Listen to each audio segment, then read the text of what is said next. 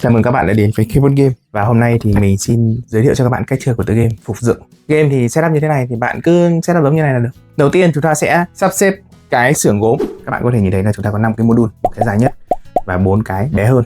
Thì cái mấu chốt ở đây là các bạn xếp sao cho mà hai cái khu vực gốm như này nó chạm vào nhau chứ không được lệch. Đấy. Sau đây chúng ta sẽ đặt một token sản xuất lên cái giai đoạn đầu tiên.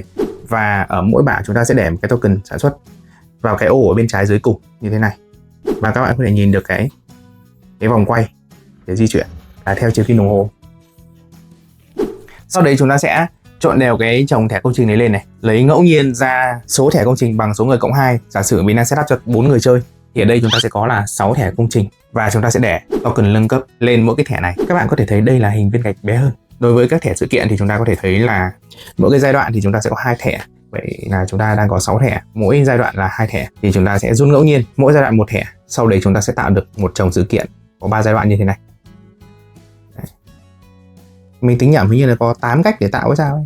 Sau đấy chúng ta sẽ trộn các cái thẻ quản lý trộn lên tạo thành một cái chồng, phát cho mỗi người một thẻ ngẫu nhiên. Cái chồng này chúng ta sẽ lật ra. Wow. Trộn rồi đấy nha mọi người, tôi không hề luôn. Có người bạn của tôi ở đây luôn. Đấy.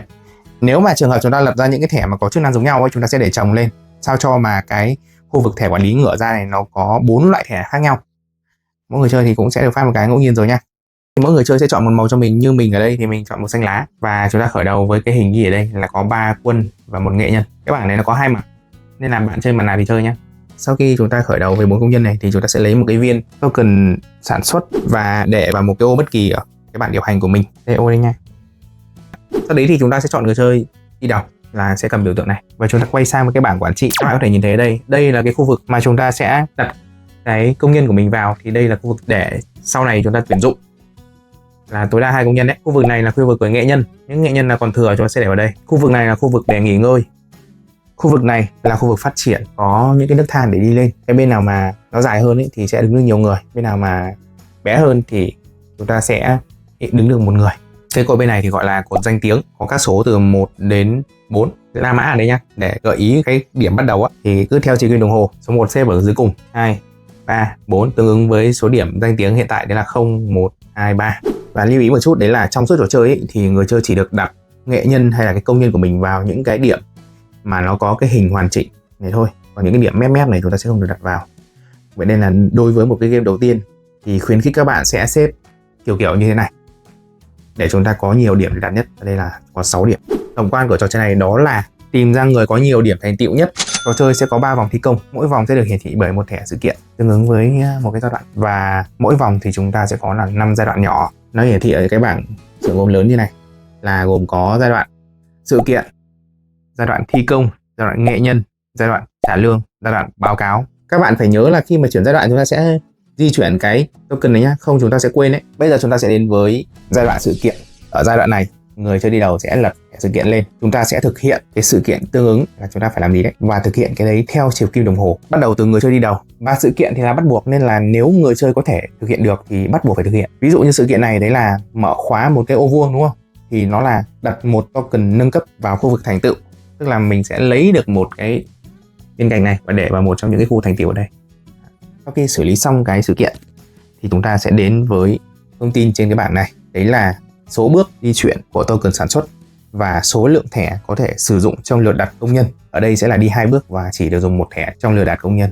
Kết thúc giai đoạn sự kiện, chúng ta sẽ đến với giai đoạn thi công. Và bắt đầu từ người chơi đi đầu, theo chiều kim đồng hồ, mỗi người chơi sẽ lần lượt thực hiện lượt của mình, và trong lượt của một người chơi bắt buộc phải thực hiện 2 bước theo thứ tự sau. Bước thứ nhất, đặt công nhân. Người chơi sẽ lấy nghệ nhân hoặc là công nhân của mình đặt vào vị trí ở xưởng gốm. Ví dụ mình đặt ở đây. Bạn cũng có thể đặt quân vào cái khu vực điều hành của bản thân và thực hiện bước di chuyển hành động ở đây. Một cái khu vực này sẽ chứa được tối đa là 5 công nhân và nghệ nhân. Nếu bạn đặt công nhân vào vị trí mà đã có công nhân khác ở đấy thì chúng ta sẽ đẩy công nhân đó sang khu vực hợp tác thi công và mình chiếm cái chỗ cộng đấy. Sau khi đặt công nhân, người chơi sẽ thực hiện di chuyển và hành động, và các bạn sẽ không gộp bước mà các bạn phải thực hiện lần lượt. Và cái token sản xuất này chúng ta sẽ đi theo chiều kim đồng hồ theo đúng những gì mà cái bảng này nó ghi. Nếu token sản xuất dừng chân ở một ô gốm thì bạn có thể chọn một trong hai cách. Một, đó là bắt đầu thi công một công trình, hoặc là tiếp tục thi công một công trình. Với trường hợp bắt đầu thi công một công trình, như các bạn thấy ở trong danh sách công trình của chúng ta có một công trình bắt đầu với gốm màu trắng. Mình sẽ để một người công nhân của mình lên, và khi mình đặt vào đây có một phần chức năng phải thực hiện, đấy là mình phải phát triển. Đấy là mình sẽ đi quân của mình lên trên này, lên một nấc ở cái bảng phát triển này, và mình được rút thêm một thẻ quản lý. Mình cũng có thể chọn là lấy thẻ quản lý ở tại một trong 4 cái thẻ này, nhưng mình cũng có thể lấy ngẫu nhiên tại đây. Hoặc là bạn chọn tiếp tục thi công một công trình, thì bạn xem cái công trình nào mà công nhân của bạn đang đứng và ô tiếp theo của nó là màu gốm mà bạn vừa mới dừng lại thì bạn sẽ di chuyển lên. Lưu ý là một cái ô này có thể chứa được nhiều công nhân. Nghệ nhân thì là một dạng công nhân đặc biệt và nó không thuộc về ai cả, nên là nó chỉ có thể được để vào khu vực xưởng gốm để thực hiện chức năng thôi, chứ nó không thể dùng để xây dựng công trình. Và khi mà các bạn xây dựng công trình thì chúng ta cũng sẽ thấy là có một vài chức năng được ghi ở đây. Chức năng đầu tiên đấy chính là phát triển. Mình sẽ lên một cấp ở thanh phát triển và thực hiện hiệu ứng ở ô đó. Đối với chức năng có hình thẻ bài thì chúng ta sẽ lấy một thẻ từ chồng thẻ bài quản lý, hoặc là một trong những thẻ quản lý đang ngựa ở trên bàn. Lấy thẻ nào ra thì chúng ta sẽ cho thẻ khác vào thế luôn. Và chức năng thứ ba trên bạn, các bạn có thể thấy đấy là cái ô vuông này. Nó là hành động đột phá. Bạn sẽ bắt đầu hoặc là tiếp tục trên một thẻ công trình.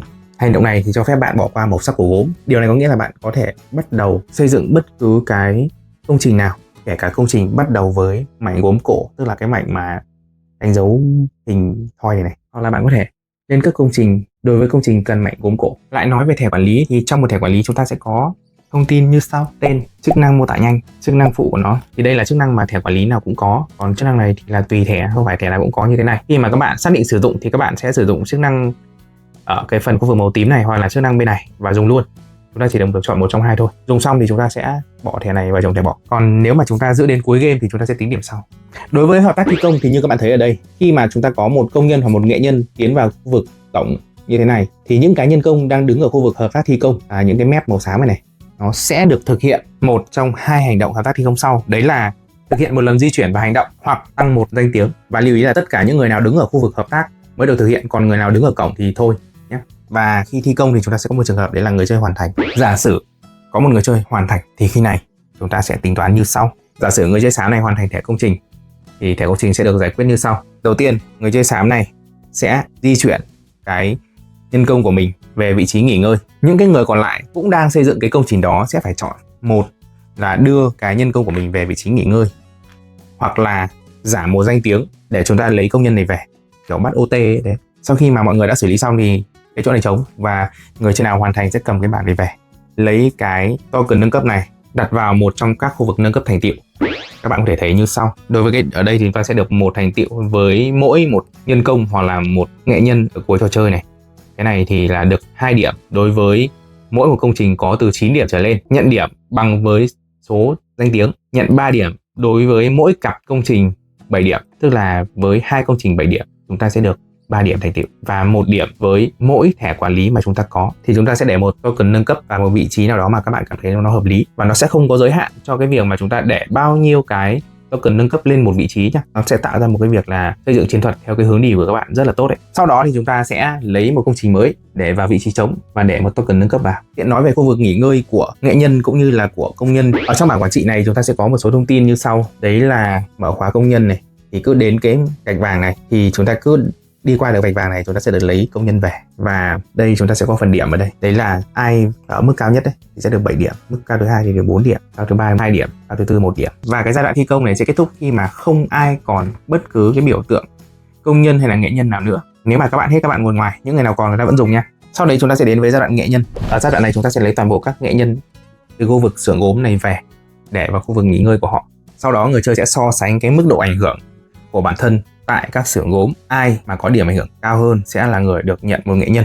Ví dụ ở đây chúng ta sẽ bắt đầu với xưởng gốm E đi cho dễ. Với E chúng ta có thể thấy là xanh và hồng. Ở mặt E chúng ta sẽ có là một ảnh hưởng. Với cam thì người ta được 2 ảnh hưởng, vậy nên người ta sẽ được một nghệ nhân. Đối với xưởng gốm D thì xám có 2 ảnh hưởng, cam, xanh, hồng chỉ có 1, vậy nên xám sẽ được 1 nghệ nhân.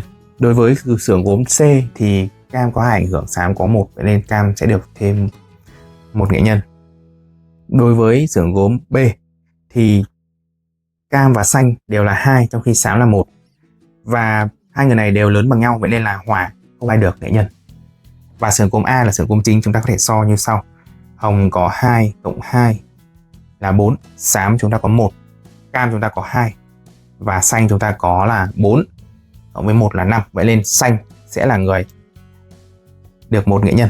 Ngoài ra vì xanh thắng ở xưởng cốm chính nên là sẽ được lấy cái biểu tượng có cần đi đầu. Sau đó chúng ta sẽ so sánh ở danh vọng, thì ai là người có danh vọng cao nhất sẽ được lấy 1 nghệ nhân. Thì ở đây chúng ta sẽ có là Hồng có 1 nghệ nhân. Và sau khi mà xong giai đoạn nghệ nhân rồi, chúng ta sẽ đến với giai đoạn trả lương. Khi này với mỗi nghệ nhân mà người chơi đang sở hữu, chúng ta sẽ phải giảm 1 bậc danh tiếng. Các bạn có thể không giảm, thì với mỗi cái điểm mà các bạn không giảm, bạn sẽ trả lại 1 nghệ nhân. Và tiếp theo chúng ta sẽ đến với giai đoạn báo cáo.